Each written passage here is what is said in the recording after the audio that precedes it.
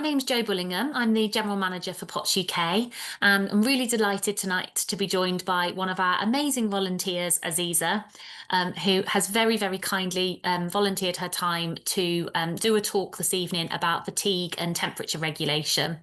Um, it's going to be about 30 to 40 minutes. We'll just see how we're going in terms of how many questions we get and things like that. And so just very much base it on how things are going.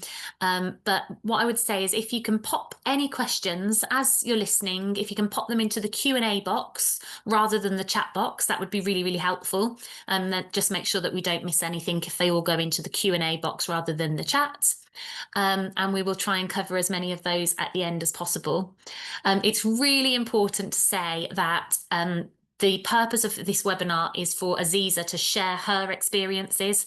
And as we know, people with PoTS, everybody's experiences are different. I'm sure there'll be lots of things you hear tonight that you empathise with and that you have similar experiences yourselves, but there'll probably also be things that don't resonate as much. And, you know, that's completely understandable. But anything Aziza suggests is just her own experience. And we always encourage you to do your own research, speak to your own healthcare provider if it's trialing something that you're not too sure about. And yeah, just knowing that you're the person who knows your body the best, and just to do your research. It's not any substitute for medical advice, and it is just to try and, you know, give people that sort of information. Aziza is one of our peer support volunteers as well. She'll tell you a bit more about that, I'm sure, in a moment. But yeah, we're just delighted that you have been very kind enough to give up your time to do it. So I will hand over to you now to introduce yourself. If you want to tell us a bit about yourself and why you started volunteering with PoTS UK. Yeah, thank you, Jo. Just like to say thank you for having me here, and also happy PoTS Awareness Month. It's in a couple of days, 25th. So hopefully everybody's building up that awareness for us, and also light up purple buildings. I've worn my purple as well with my PoTS UK badge. So about myself, currently I'm a part-time teacher. I do supply mainly exam invigilation. I'm a carer and a volunteer for different charities, including PoTS UK.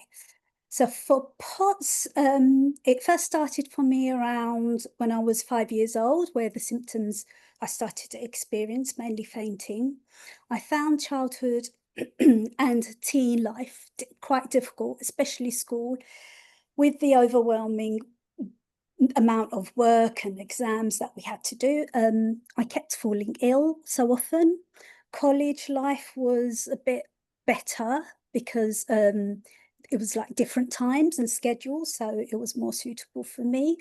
Uni was tough because I had to travel long distances to campus. I didn't live in campus, and with the late night studying and early morning starts, it was quite tiring and really difficult to mainly concentrate or, you know, even get through the day.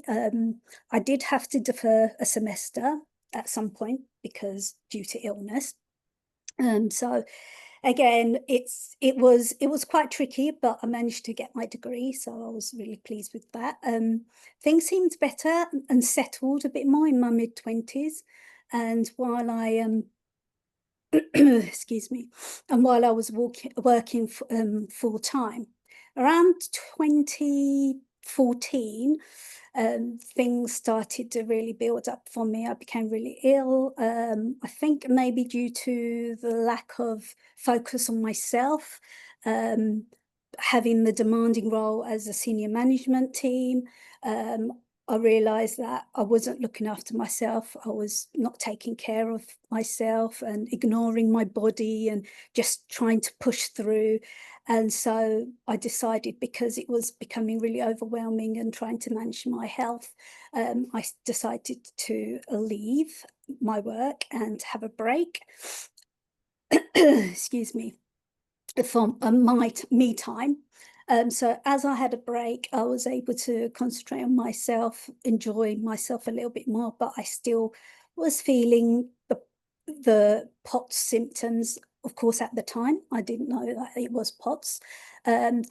Summer of 2017, I performed the Hajj and became really ill with pneumonia and hospitalized when I got back. And I think that was the main time where POTS really came to the surface for me, because I was experiencing like the dizziness, breathlessness, being tired, couldn't lift my head up, couldn't explain what was happening to me. I just wanted to lie down all the time. I didn't want to do anything. I even had difficulty speaking and describing what was happening to me. So, like my family, who were really supportive, they kind of felt helpless. They kept asking me questions of what's happening, and I couldn't have that energy to even speak to them and tell them what was happening. And I didn't understand myself what was happening, and they were really feeling helpless, and they just wanted me to fix or find a solution for me. And of course, with other additional trips to A&E, I ended up having a final referral, various tests, and finally diagnosed with POTS. At that time, I didn't understand what it was. They were quite dismissive. They didn't explain to me what it was, what POTS was. So I just felt like, although this is a condition that finally I've got an answer to, I understood that it's changed how I had to live my life. Um, because after getting that diagnosis, it did affect my mental health. I fell into depression. My anxiety increased. I used to have anxiety in the past, and that even made it worse, because with the depression, I felt that there was no future. My career was gone. I can't go back to full-time teaching anymore. My independence of doing things. I just felt really overwhelmed and stressed about it. Then I looked online and found POTS UK, and I subscribed to their newsletter, and I noticed a post about peer support volunteering. So I joined POTS UK there, and I found out, and having done so, I found out that I wasn't on my own, and it made me feel really emotional and relieved at the same time. And it was a big step for me, because being able to manage my feelings and understanding what's happening was a breakthrough for me. And being with POTS UK really helped me develop my confidence in talking about what was happening to me, to my family, friends, and groups, and doing this talk, and getting to know my new self again. That's really lovely to hear. I think it's really nice to have context and background of what you've been through, and also lovely, obviously, to hear such kind words about the charity. So thanks, Aziza. That's really lovely. And sort of, how would you say POTS affects your life now on a day-to-day basis? So obviously, you've had quite a Um, journey to get to where you have. How is POTS looking for you on a daily basis now? Yeah, it has affected me immensely, because I've realised that although it isn't just about what you can't do, it's just about what you are able to do, and that can be limiting. Like physically, for example, I struggle with basic tasks like doing chores, things around the house, washing, waking up, cooking, simple case of just eating, being able to eat. Sitting down and standing up, although it's not common for long periods of, especially the sitting down part, I do struggle with that, because it triggers some of my symptoms of feeling dizzy, breathless, tired, even walking and doing basic things like shopping. And like for my hobbies, I had to limit what I do, like in terms of socializing with friends, um, restricting myself with going out certain times of the day or during the week, and like exercising. I used to do swimming a lot, so I had to reduce that down. I still do like a bit of Pilates, because that's slower for me, and yoga when I get a chance, because I am a carer as well. So I try to fit that in on a personal level, caring, doing my carer work, like for example, arranging hospital appointments, doing visits, um, work. For example, as I mentioned, I do exam invigilation and supply teaching. So therefore, the early morning starts is a real struggle for me. It's also affected my prayers, the way I'm able to perform my prayers. and participate in Ramadan. The funny thing is, although it may sound weird, but reading is an issue sometimes for me because of brain fog. I'm sure everybody's heard about brain fog before. Even like listening in conversations, retaining information, and that causes more anxiety for me, and it makes me feel like I can't do certain things. Probably a bit more hard on myself than I need to be, but it just plays at the back of your mind, and all other different things that I've realised I've had to adjust or to doing or not do at all. Brilliant, thank you. I think obviously from what you've said there, it sounds like fatigue is one of the biggest issues that you're having to deal with in terms of one of your worst symptoms, and hence Yeah, probably why you volunteered for this particular yeah, session. So a little bit later on, I will be picking your brain about top tips, because I'm sure lots of people watching can really empathise with what you've just said there and are having similar problems. So we'll look at how you try and tackle and manage some of those situations. Just briefly, because I know from feedback that people always like to get like the whole picture. Do you have any other comorbidities? Yes, with POTS, it's a given, I think, because there are some comorbidities that I've had before my diagnosis of POTS and during and after as well. So, like, for example, as I mentioned before about anxiety, I did have that as a child, but the depression came along when I was diagnosed with POTS. I also had sleep issues, so insomnia, and that's quite common for POTS patients. Dysautonomia as well, particularly with nerve pain, and that was part, while I was being diagnosed with POTS, that came up as well. Similarly, breathing dysfunction came up. Adult asthma, a different type of asthma I do have, it's called eosinophil asthma, which is part of the white blood cells white count, and it's increased too much, and I'm still under the care with asthma clinic and they're monitoring that. But what's happened is, I mean, I don't know whether you've noticed on my voice, but it becomes really croaky because I have strained voice box. They've tested that I've got a strained voice box, so sometimes my voice can be either horsey or like raspy, so it does affect my voice because the eosinophil has gone up to my voice box. I also have IBS, chronic fatigue, as we mentioned, that we'll be talking about a bit more, migraines, Raynaud's, and that's kind of similar to like the issue with body temperature irregulation. So again, we'll be talking about that a bit more. And with the body temperature issue as well, I do have hyperhidrosis, which is excessive sweating due to the body temperature issue. And early on this year, I was diagnosed with early arthritis on my hands, joint and muscle pain. And apparently, I didn't believe it, but apparently I've got hypermobility on my fingers, not anywhere else but my fingers, which I didn't really understand how that was, but that's what I was told by a practice nurse. So there's quite a lot going on there, quite a lot of things to manage. And as we always Yeah, say, you get one thing sorted and then that sets off something else, or yeah, it's a definitely. real battle, isn't it? And like you said, so many people with POTS do have comorbidities that it is, we know what a struggle it is. Um, I think one of the questions, the next question I was going to ask you is, what is life like with fatigue? And I know you have covered that in some ways, but I don't know if there's anything further you'd like to add. But Yeah, also, what would you say your top tips are? So looking at some of the things that you've mentioned, and feel free to raise them again. yeah. How are you dealing with those? What, for the people that are watching that are probably have attended because they're thinking, might get some good ideas. What sort of tips can you give people for dealing with the what can often be really Yeah, debilitating fatigue? I'll just first of all talk about like what it's like for me and managing fatigue and what I do to manage fatigue, and hopefully that's helpful. But fatigue is very tiring, excuse the pun.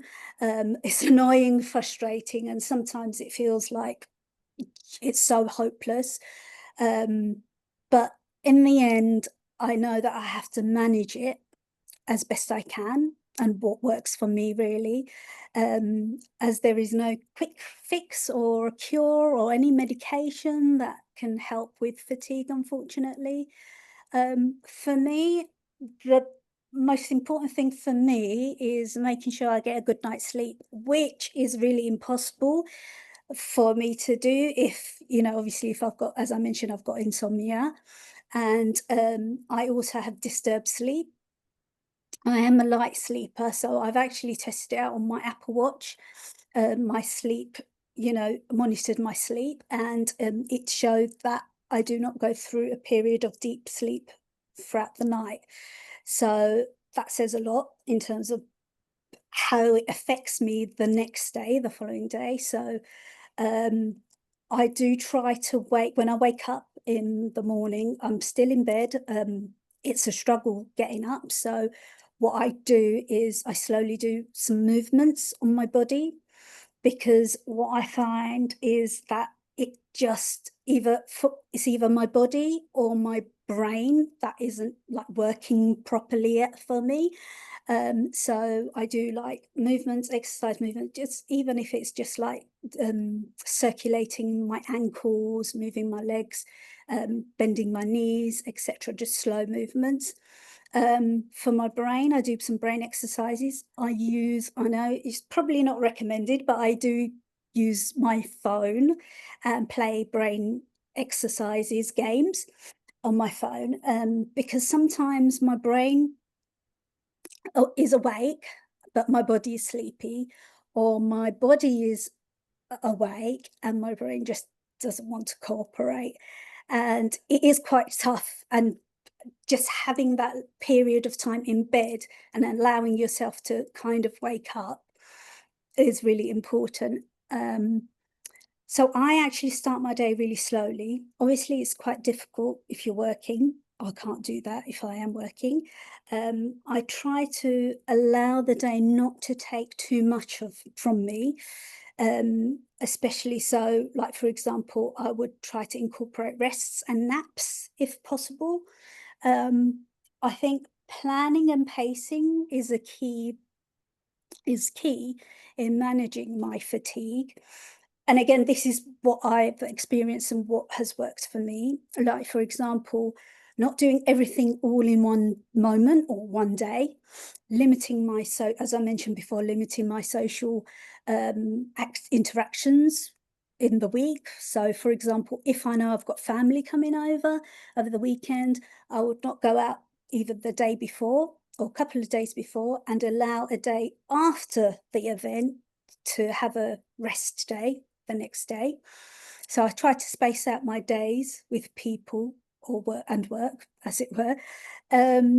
Traveling wise, if I wanted to go on a holiday, that's a bit of a challenge, because I have to also consider jet lag if it's somewhere really far. Even like when I remember going to Greece with my sister, and although it wasn't such a long journey, it felt like a long journey for me.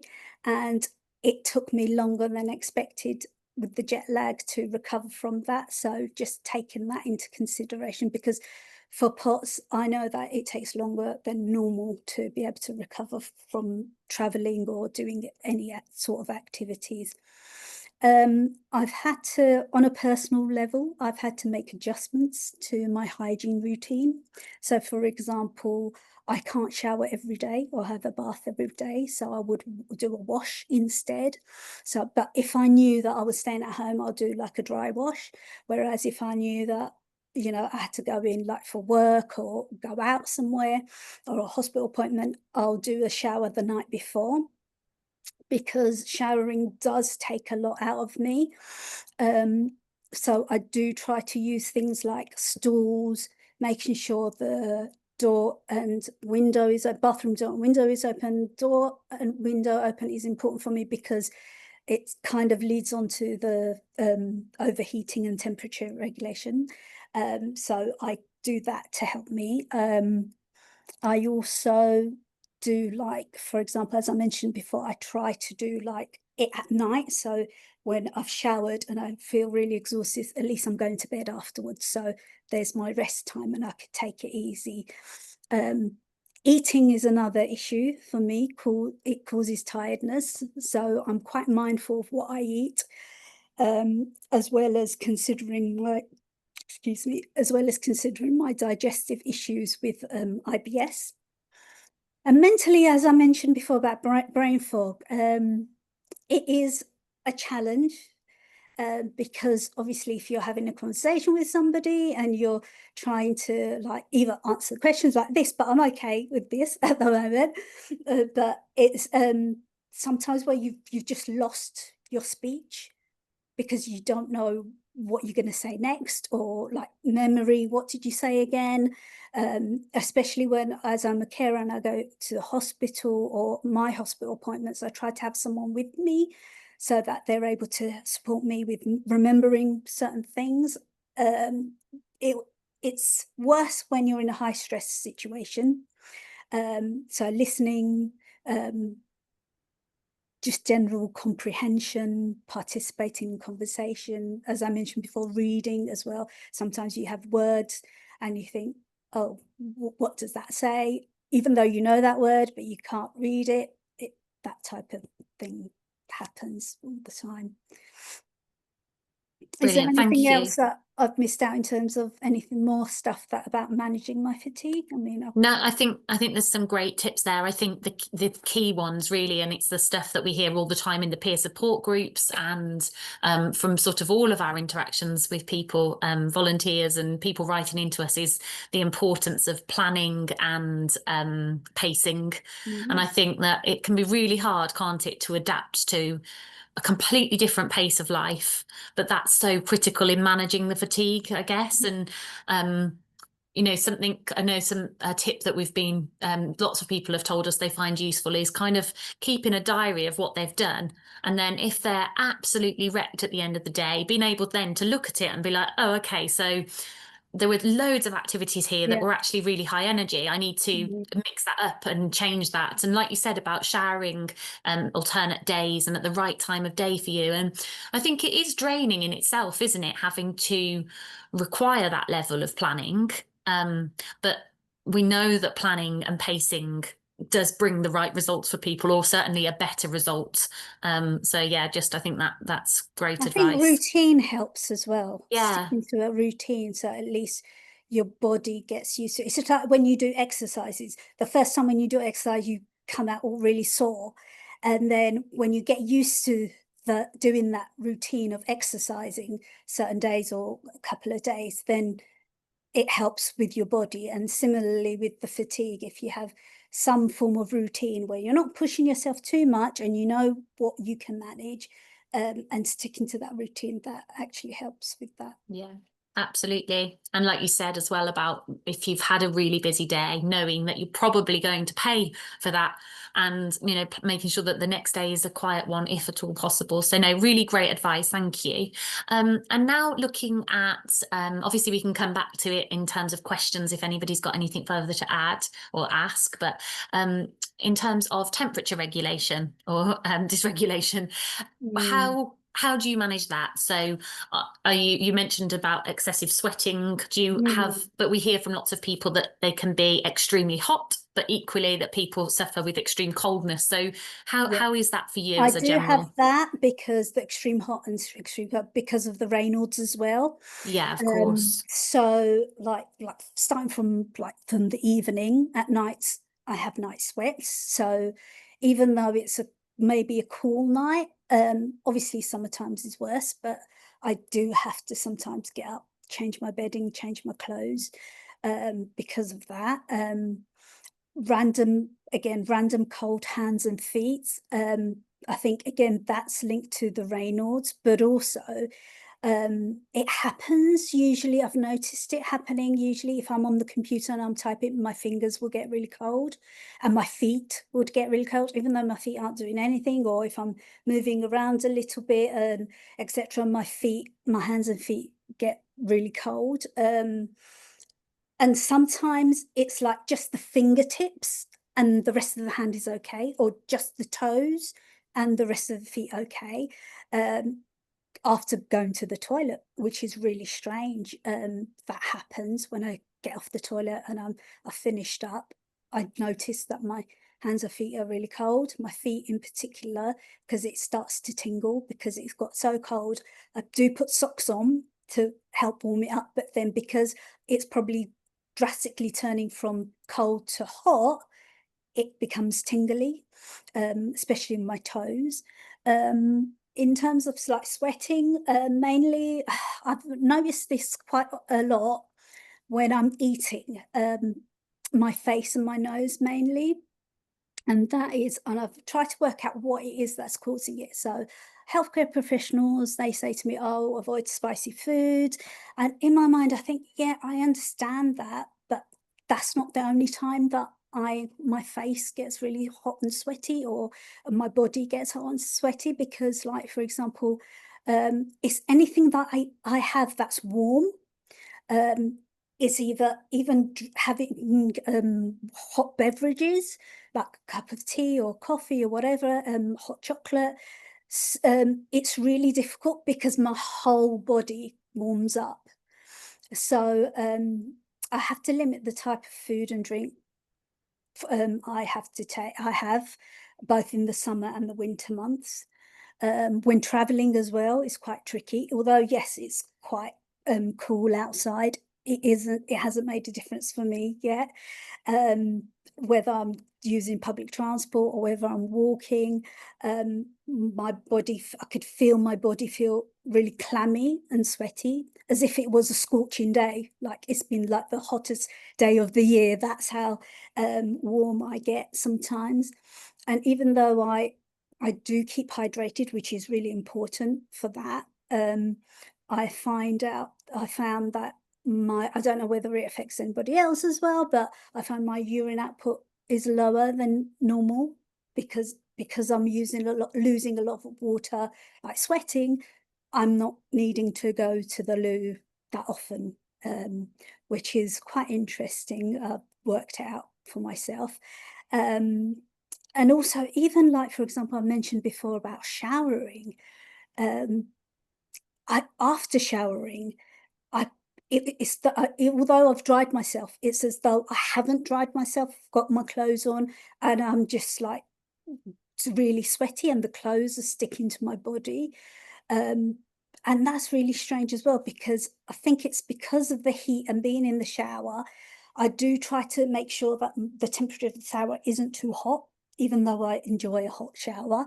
I try to, and by doing that, what I do is I measure it by the mirrors in the bathroom. So I found that if your mirror has steamed up and it's fogged completely, that means the temperature of the water is too hot.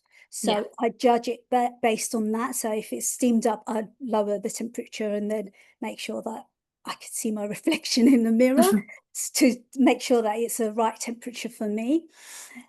It's a nightmare during the summer times, as you can imagine. And as other POTS also are triggered, like symptoms. For example, my nerve pain gets really, really bad, so I use my compression stockings or tights. Even though it's warm, I do have to wear those, and it's such a relief from that pain. Um, rather than suffering that pain, I'd rather suffer from that heat because it's just unbearable. I can't walk at all or get out of bed because of that nerve pain. In the winter months, though, where everybody's feeling really cold, of course, I'm feeling warm. I don't want to put the heating on, which I mentioned to you about earlier, Joe. And but it's being in buildings that are really warm, that can be really struggle. Being in places where it's crowded, so the body heat of people can be challenging as well. It can be really overwhelming and stressful. And it's, So, what would you say? I'm conscious of time, yeah. in terms of what are your kind of go-to top tips if people Well, are here I've got, thinking as temperature regulation? I'm here with you sitting now. I've got a fan with me. So I don't know whether you can hear the fan, but I've also always got a fan with me all the time. I also have, for beds, I do have like a cooling mat. So I put it under my bed sheet, and under my pillowcase. Although I still have to change it, it does make a difference. So cooling mats for my pillowcase and my bed. Keep a fan with me even during the cooler times. Keep hydrated as best I can. I don't drink the very cold water because that does affect my IBS, but I just make sure that I keep hydrated and try and be cool. As I have a fan around my neck as well as a hand fan. So if that battery runs out, I've got the backup. Yeah, and it's just trying to make sure that you wear light clothes, comfortable clothes that fit you. I sometimes actually take a spare top. So if it gets really bad, I have it in my bag when I'm out and about, that is. I change my top. That's such a good idea, isn't it? Because it's not nice, is it, when you know, you can tell you sweated. That's a really good idea to take a change of clothes. Something somebody told me once, and I thought it was a really clever idea. In the summer, if you're on holiday or you're on trips or something, and you've got a backpack on, somebody told me that you know, the ice packs that you can put in the freezer, to put those at the sort of back of your backpack so it's Yeah. touching your back. So I thought that was a really Yeah, that's a really struggle having a rucksack and then the heat, it just becomes really sweaty on your back. absolutely, With because that, I yeah. think even people who don't struggle with temperature regulation, you know, that's always a sweaty situation, isn't it? In terms of, I thought that was really interesting, because I think we would hear that a lot from people about in the shower, and then when they get out and get a little bit, you know, maybe for people who don't have this issue, I think like after you've had a heavy exercise session and you have a Mm. shower afterwards, you can still be sort of sweating, and so it's similar sort of scenario. And you know, does it help you if you've got the luxury of time and you can do it? Does it help you to sort of stay in your towel and not get dressed straight away and Um, wait? Not really. I No? actually find that because my towel is nice and cozy, it's the heat of the towel. So I Yes. try to move away from my towel as soon as possible because I choose lighter materials to wear. So Yeah. that would be cooling. But it's interesting because when it's the cold months, you do go for your hairdryer and try to dry your hair. But even that makes, after using it, it does make my whole body really warm. Yeah. So even after my shower, and I know family members say you shouldn't do that, you're going to catch a cold or get a cough. I put a fan on and I just have the fan on and just sit with it for a while just to help cool down as well. Push along the cooling process with the fan.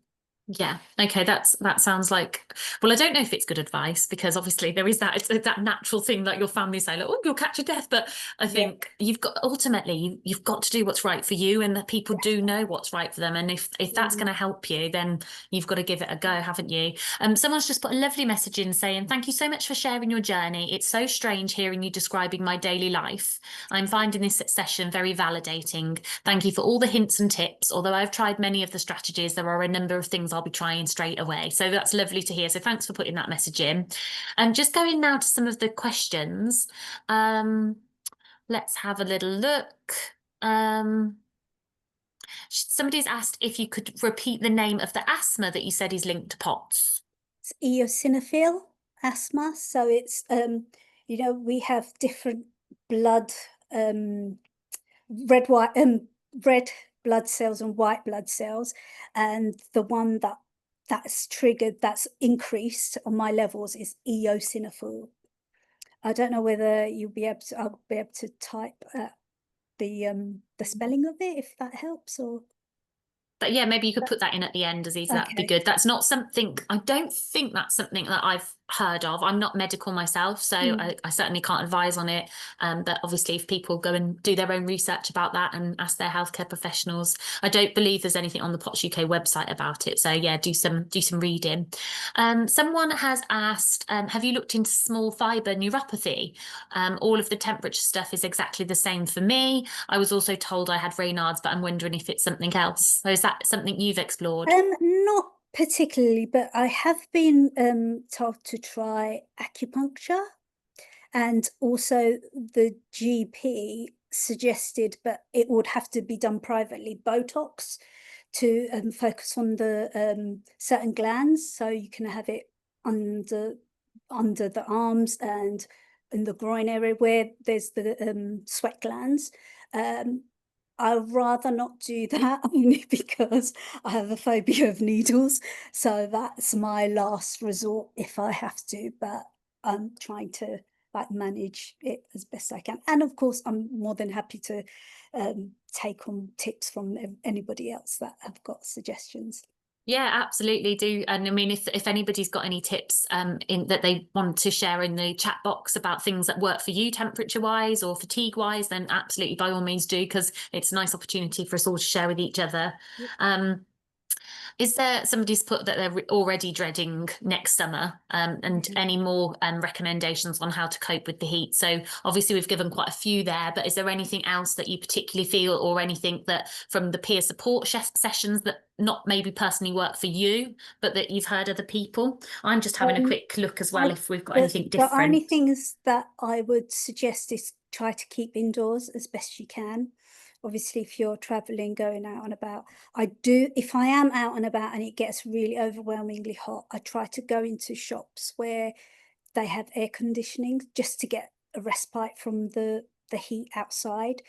Obviously, try to avoid the hotter times of the day, like the peak times. But again, if you can't do that with work or whatever you're doing, it's quite tricky. So I definitely try to keep iced water, not necessarily a bottle of ice water, not necessarily to drink it, but just to keep it and to put it on my wrists and back of my neck to help. My sister actually bought me a cloth, or it's really strange, but you wet the cloth, but it doesn't drip, and you can put it at the back of your neck and just walk around with it, and it doesn't like wet your whole clothes. It just like a cooling cloth, and keeping it under, I mean, it's easy for me to conceal under my headscarf, but just to keep it under around your neck, that's quite helpful as well. Yeah, that's a really good idea. With loads of people tell us about, I think people have said that they use neck scarves that they put in the freezer and things Yeah. like that if it's not a specific like made for. Pillowcases as well at night, if you do get warm, especially in the summer. So, some people like put their pillowcase in a bag. Obviously, you don't want to get wet, and put it in the freezer, and then take it out before you go to bed. Put it in your quick pillow, and then sleep with it as well. I mean, it doesn't last that long, but there is some Yeah. relief. Might be enough to get you to sleep, mightn't Yeah, it? So, and another thing we get told as well is little spray bottles of cold water so that you can just yeah. sort of put a mist of water on your face or body to cool you down.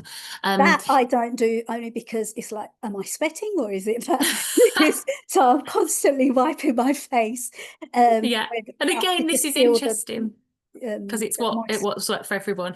Um, I if you go on to I certainly know that this would be on our Facebook page, but if people go to the Pots UK Facebook page, and I think you can search for topics that have been discussed before or different posts, and if you type in temperature regulation, we do regularly ask what are people's top tips for dealing with it. So it's worth having a little trawl through those posts as well to see if there's anything there that you've missed, and the same for fatigue. Um, I'm conscious of time, so I'll finish on just one. Oh, sorry, just very quickly. Someone's put, how did they make the diagnosis of arthritis in your hands? So this person's been told that they've got carpal tunnel and also hypermobile fingers. Okay, it took a long time. I've had it for like probably about 10 years, hand pain, etc. But eventually I was sent to orthopedics, and they did an x-ray. They did blood tests and they said it can't be arthritis. But then when they did the x-ray, and I think they did an ultrasound, from what I can remember, they did an ultrasound as well. They were able to determined that I've got early signs of arthritis, which I'm still waiting for. I'm on the waiting list, and it's been a year and a half now for the pain clinic, which is really difficult because when you're in pain and especially it affects my right hand more, and I'm right-handed. But they did give me a hand brace to support my wrist and my thumb because that's where my main arthritis is. Brilliant. Thanks, Aziza. And someone's also put here, I tend to find that sometimes I feel the opposite of the weather, wrapped up in the summer and walking around without a coat in the winter. Does that happen to you? My friends joke about it only being cold when I wear a coat. And I know that's something that we hear a lot because I think Yeah, there's a lot of talk about people being overheating with pots, but yeah. we hear all the time that people are struggling at the other end of the scale. Um, Not so much, but it does affect my hands and feet. So I do, like in the summer, I'm wearing gloves, and I do get strange looks, not from my family because they're used to it now and they know what I go through. Although my nephew has said, "Oh, my hand gets really cold, so can I have your gloves?" Which he doesn't, but anyway, he wants to have that gloves during the summertime as well with me, which is quite nice. But for me, I think it's more overheated rather than the coolness, and the coolness is mainly to do with my hands and feet. Brilliant, thank you. And again, I think if you have a little search on those Facebook posts, if you're able to, there's definitely talk about being very cold when it's hot as well. And then the final question is, from your experience with pots, what would you say you've learnt? So I would say the big takeaways for me are planning. So having to organize things that have to be manageable for you and your capabilities. Pacing, as I mentioned earlier, learn your limits and don't go beyond your means. Listening is important to your body, really. Don't ignore your body, don't push through, don't force yourself to do things, as it could take longer for you to recover, and it would be harder for you to get better. Um, Having patience, manage your expectations, not just of others, but of yourself. Self-compassion, I would say. We are our hardest critics, so it's really important to be kind to yourself. And finally, I would say acceptance. Not about It's not about like giving up or giving in to things, but allowing time for you to fully understand yourself with pots. And once that happens, you'll be able to manage the above mentioned, and that will gradually get easier and manageable. That is really lovely advice to finish on. And I think for people who might be at the start of the journey, hopefully reassuring to know that even though there are an enormous amount of struggles, you've taken positives away and you've found ways to work with your new normal. So Yeah, thank you so much for your thank honesty and being really brave in, sharing your story and putting yourself out there. Really, really grateful.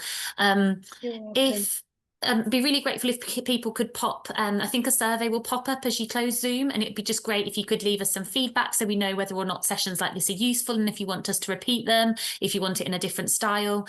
Apologies for going over time. Aziza and I are renowned for chatting Yeah, like non-stop, so we've done well to only maybe go 5 minutes over, I reckon, Aziza. But sorry to have gone over what I said. But thanks to everybody for giving up their evening to watch. And if you've got any other questions, please feel free to email them in. We might use them as social media questions so that you can get feedback from everybody.